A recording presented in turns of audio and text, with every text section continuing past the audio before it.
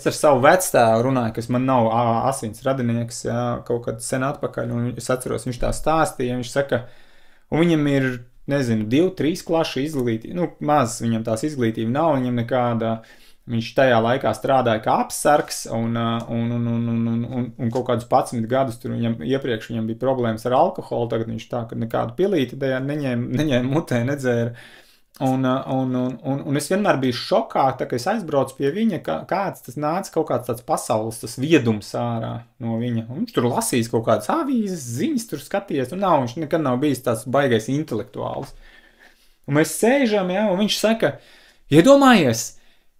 te ir pasaule, kaut kas ir atbārt miljoniem gadu atpakaļ pa zemi staigājuši dinozauri, ja viņš pat dinozaurus izrunāt nemāk, tā kā latviski tas būtu, viņš saka, dinozauri bijuši staigājuši pa zemi, un tad tur ir kosmos, zvaigznes, visumi, tur vēl viss kaut kas tur stāsta. Un tagad tu man mēģini iestāstīt, ka tas, kas notiek, tās problēmas, ar ko mēs te ņemamies, te kaut kādi kāri, tur valdības, ka tas ir kaut kas svarīgs, ka tā ir kaut kāda vērtība vaigā, ka tu paskaties vienkārši uz to plašo, ka tu saproti, cik daudz tas visums kā tāds vispār ir daudzslāņains, un tad tu saproti, ka to vērtību lietā, un viņš saka, tas, kas ir svarīgi, tas, ka mēs ar tevi tagad satiekamies,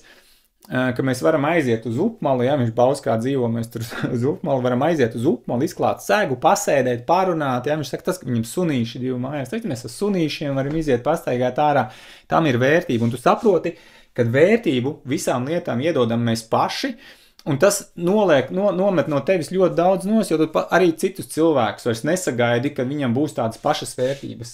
ja, ka tur kaut kur atšķirās. Tu varbūt, jā, tu tusējies un uzturies kopā ar cilvēkiem, kam ir līdzīgas vērtības, jo tu audz un attīsties tajā virzienā, bet tu neprasi no viena, ka tu sagaidi, kad ir kaut kas cits.